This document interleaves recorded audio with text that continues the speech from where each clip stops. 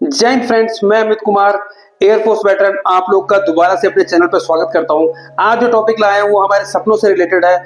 हर कोई चाहता है सपनों का घर, बट नहीं मिल पाता। आप जानते हैं कि कितना प्रॉब्लम हुआ था हमारे पास्ट में, कई सारे प्रोजेक्ट्स फंस गए और अभी भी जो है कई प्रोजेक्ट्स लॉन्च होते हैं और आप देखेंगे कि वो कहीं ना कहीं उस पर बुलडोजर चल जाता है।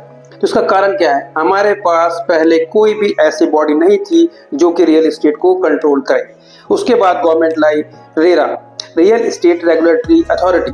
यह जो बॉडी है पूरी तरह से रियल एस्टेट के प्रोजेक्ट्स को कंट्रोल करती है और अप्रूवल देने से पहले अपने पूरे मापदंड से इनको अप्रूवल देती है। और खासकर वो ये चीजें देखती है कि इनकी अथॉरिटी क्या है, इनकी जो अथॉरिटी है वो लैंड पार्सल की पेमेंट वगैरह सारा है कि नहीं है। गवर्नमेंट बॉडी सब कुछ चेक करने के बाद ही जो है देती है अप्रूवल्स। तो कह सकते हैं कि रेरा आने के बाद बहुत ज्यादा रेवोल्यूशन आया रियल एस्टेट मार्केट में। खासकर जो है बहुत ही ज्यादा जो है प्रोफेशनलिज्म आ गया रियल एस्टेट में। अब बिल्डर्स भी कोई भी गलत चीज करने से डरते हैं और इसने गवर्नमेंट और एक बिल्डर और ये परचेजर तीनों के बीच में एक बहुत बढ़िया अच्छा रिलेशन तैयार कर दिया।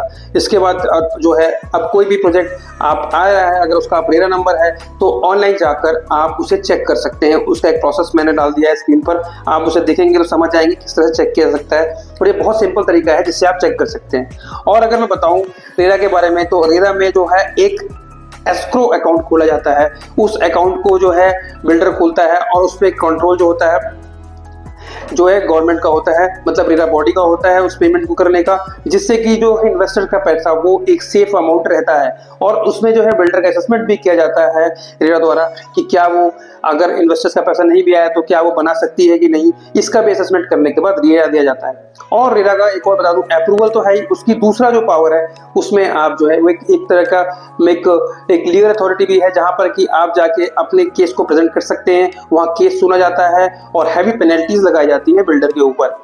इसमें और एक और मैं खास बात कहूंगा रिलेशन के बारे में।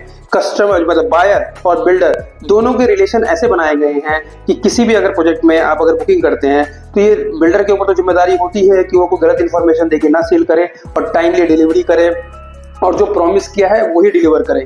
तो और दूसरी तरफ जो है बायर की रिस्पॉन्सिबिलिटी ये होती है कि वो टाइमली पेमेंट करे, जो बिल बायर एग्रीमेंट में लिखा है उस हिसाब से पेमेंट करे और उतनी ही पेमेंट करे, उसे डिले न करे।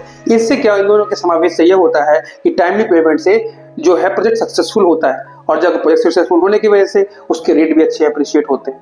तो अगर कोई भी प्रोजेक्ट में इन्वेस्टमेंट का प्लान करते हैं फ्यूचर में, तो उसका रेरा नंबर जरूर देखें, ऑनलाइन जाके चेक करें, उसके बाद ही उस पर बिलीव करें। नहीं तो जो है आप समझ सकते हैं कि आपके पास जो है कितने बड़े प्रॉब्लम में फंस सकते हैं। मैं आपको दोनों के बीच में अंतर बताना चाहूंगा। अगर एक रेरा प्रोजेक्ट है और एक नॉन रेरा प्रोजेक्ट है तो उसमें क्या अंतर होता है। रेरा प्रोजेक्ट में आपके सिक्योरिटी का अच्छा जो है जो इन्वेस्टमेंट को अच्छी सिक्योरिटी होती है, वहीं पे आपके इन्वेस्टमेंट की नॉन रेरा प्रोजेक्ट में कोई सिक्योरिटी नहीं होती है। गवर्नमेंट वेरीफाइड प्रोजेक्ट होता है, दूसरी तरफ जो नॉन रेरा प्रोजेक्ट है वो नॉन वेरीफाइड होता है। इसके में जो एक डेडिकेटेड फास्ट ट्रैक कोर्ट होता है जिससे कि आप कंपनसेशन भी फाइल कर सकते हैं और अपना कैंसिलेशन भी फाइल कर सकते हैं अगर आपको डिलीवरी नहीं मिल रही। और दूसरी टाइप अगर आप जो है सिविल कोर्ट जाना पड़ेगा अगर आप नॉन रेरा प्रोजेक्ट्स में हैं, और सिविल कोर्ट्स का आप जानते हैं कितने सारे केसेस ऑलरेडी पेंडिंग है और आपको डिलीवरी नहीं मिल पाएगी।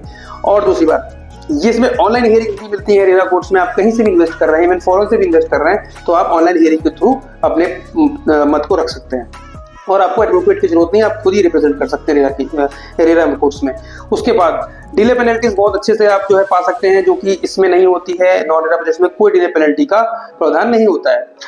और इसमें इससे क्या होता है, इन्वेस्टमेंट काफी अट्रैक्ट होता है। रेरा प्रोजेक्ट में आप समझ सकते हैं कि अगर आपने इन्वेस्टमेंट किया है तो उसमें बाहर के इन्वेस्टर्स भी हैं, बहुत बड़े इन्वेस्टर्स भी आते हैं, एनालाइज भी आते हैं, तो वो प्रोजेक्ट सक्सेसफुल होने के चांसेस बढ़ जाते हैं। जहाँ की नॉन रेरा प्रोजेक्ट में आपके सक्सेसफुल होने की चांसेस नहीं है। प्रॉपर्टी में मैं हमेशा ये बात बोलता हूँ, एंट्री आपके हाथ में है, एग्जिट आपके हाथ में नहीं है, वो मार्केट में हाथ होता है। तो अच्छे प्रोजेक्ट में इन्वेस्ट करेंगे तो टाइमली और अच्छे रिटर्न लेके भी इन्वेस्ट कर सकते हैं। ठीक है, अगर मैं बताऊं अट्रैक्ट ये रिस्क की बात बताऊं तो बहुत ज्यादा रिस्की होता है नॉन रेरा प्रोजेक्ट्स में इन्वेस्ट करना। इसलिए मैं आपको कहूंगा कि हमेशा रेरा प्रोजेक्ट्स में ही जाएं और अपने इन्वेस्टमेंट को सिक्योर रखें और खासकर बुलडोजर से बचें। ठीक है, और फ्रेंड अगर आपको कोई अगर नहीं आपको इसके बारे में डाउट है कि कैसे चेक करना है रेरा प्रोजेक्ट्स के बारे में, तो मैं अपना नंबर दे रहा हूँ नीचे, आप इस पे कॉल करिए, जिससे कि मैं एक स्पेशल वीडियो बना के भेज दूंगा कैसे आप जो है रेरा का नंबर चेक कर सकते हैं। अगर आप मुझे व्हाट्सएप भी कर सकते हैं ये नंबर पे अपना रेरा नंबर या प्रोजेक्ट कर दीजिएगा, तो मैं चेक करके आपको रिवर्ट बैक करा दूंगा अपनी टीम से और आपसे अच्छा आगे चल के अच्छी जागरूकता को ज़्यादा से ज़्यादा लोगों तक पहुँचाएँ और रेरा प्रोजेक्ट में ही इन्वेस्ट करें। फिर मैं कहूँगा कि आप पैसे नहीं सपने इन्वेस्ट करते हैं, तो इस इन्वेस्टमेंट को जोड़ दें रेरा के साथ और एक अच्छे इन्वेस्टर साबित हों। जय हिंद फ्रेंड्स, मिलता हूँ मैं नए वीडियो में एक नए टॉपिक के साथ।